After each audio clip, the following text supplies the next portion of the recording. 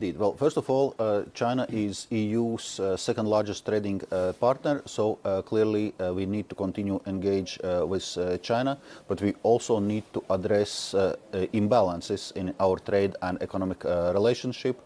We are running a very large trade deficit with China, and it's largely down to the market barriers. In a sense, European market is much more open to Chinese companies and goods than Chinese market is for Europe. So we are focusing on addressing market access barriers with China, but also obviously defending our interests and our industry where it's warranted. And that was the case of launching this anti-subsidy investigation on Chinese battery electrical vehicles. There is a theory that China has such a problem domestically that it is going to export aggressively, revisit its export model, despite those deficits that Europe already has as well, in order to reinvigorate its economic growth story as well, which means even more competition for its goods around the world. In the meantime, the Europeans are facing incredible challenges, not only from the Chinese, but also from the US manufacturers as well. If we wait too long, the European manufacturers are going to be severely disabled in terms of their market share, aren't they? Well, first of all, just to finalize on this battery electrical vehicles investigation, it's going its course. There is a clear procedure foreseen, and we are following this. So we'll be arriving at the results in due course on battery electrical vehicles. So what does due course mean, sir? It means 9 to 11 months, depending on preliminary measures, definitive measures. And this is already in a process.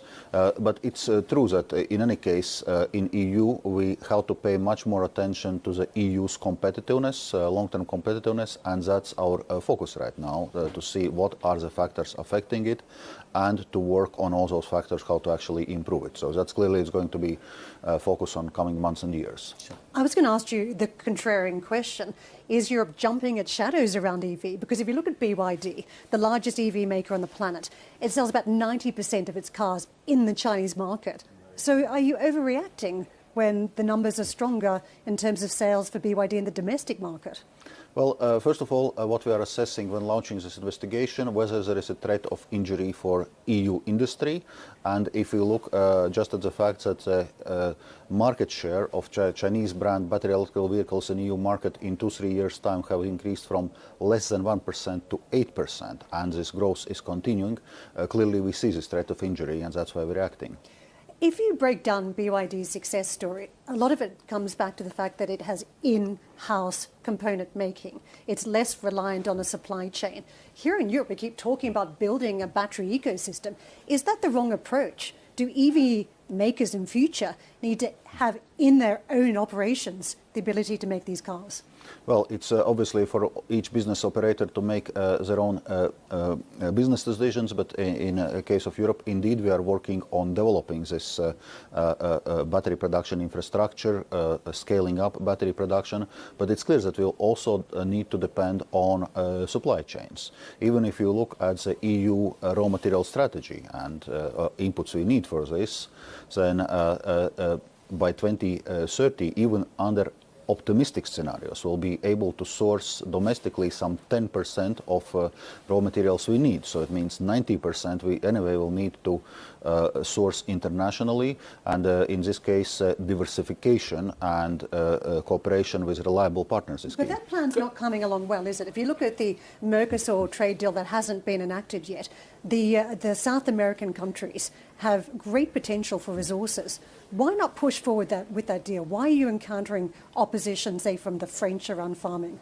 Well, if we discuss, for example, relations with Latin America, we just concluded the agreement and signed the agreement with Chile, which has very substantial lithium reserves if we stick with the raw materials, and we keep working towards also concluding agreement with Mercosur and other free trade agreements. But it's not only about free trade agreements. We are also entering dedicated raw material partnership with a number of countries. We had come with initiative to set up a raw material club to bring together producing and resource-rich countries for mutually beneficial partnerships. So there's lots of things we are doing in the area of raw materials. Let me ask you some questions closer to home, if I may, and this is regarding Ukraine.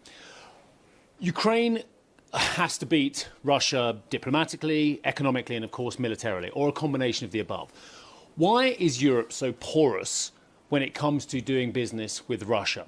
We have a pretty mild winter going on. We had the warmest year on record on the planet in 2023 as well. Why is Europe importing so much energy via Russian LNG at the moment and exporting so many goods, bypassing sanctions to Russia at the moment? And I'll give you an example of this. Since pre-war to Central Europe, Kyrgyzstan, EU exports are up 852% to Kyrgyzstan. Now, anyone in their right mind, and you know this full well, knows that those final destinations of those goods are Russia. Why aren't we closing down these levels? And on the other side, why are we still importing so much Russian energy? Well, first of all, obviously, we do close down activities like this. We have 852%, sir. We have enacted 12 sanctions packages against Russia, but what is obviously important, it's not only to take decisions on sanctions, but also make sure that they are properly implemented and that there are no circumvention. As there is a lot of focus on this in our sanctions, there is also a possibility to actually sanction EU companies or punish EU companies which are knowingly engaging in sanction circumvention. We are working with relevant third countries, including Central Asian countries.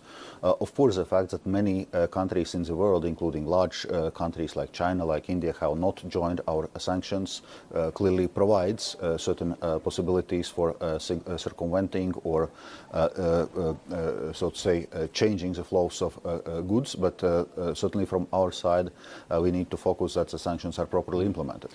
And on the other side, and again, I think there are some glaring errors in terms of what the German export is doing especially, but in terms of why we're still importing so much Russian LNG, more than we did in the start of 2022. There are so many other sources of LNG globally as well. We have more terminals now, we have greater infrastructure for other sources of energy as well. I don't understand, sir, why we're still giving the Russians petrodollars. Well, it's a fair question, and if you ask me, we should not be doing this, but we know that sanctions are decided in the EU at the level of unanimity. We're able to agree on sanctions on Russian oil, on Russian coal, on Russian gas. Unfortunately, EU was not able to agree on those sanctions, so the Russian pipeline gas flows were anyway stopped. We're undermining everything else we're doing to support Ukraine. I mean, Mr. Orban's doing a good job on his own doing that, but in terms of the support for Ukraine, if we're giving Russia money for its military machine, surely we're just elongating this war for short-term gain and having cheaper energy. Well, and I fully agree with this. If you would ask me, certainly I would sanction also Russian gas. Yeah. Can I ask you quickly about the IRA? We start the year and it's still a threat to business in Europe. I don't think I'll get much opposition to that. If we close out the year with the Trump presidency, he's threatened to take another look at IRA and do away with parts of this large program. What does that mean for the Europeans? Would it be a good thing if parts of IRA was stripped back? Well, it's difficult now to speculate on announcements of Trump. First of all, of course, we need to wait for results of elections in the United States. And in case on Inflation Reduction Act, on one hand, we welcome the climate change ambition, and this is a major problem to tackle climate change. On the other hand, we are concerned with the discriminatory aspects in the Inflation Reduction Act on which we are engaging with the US administration.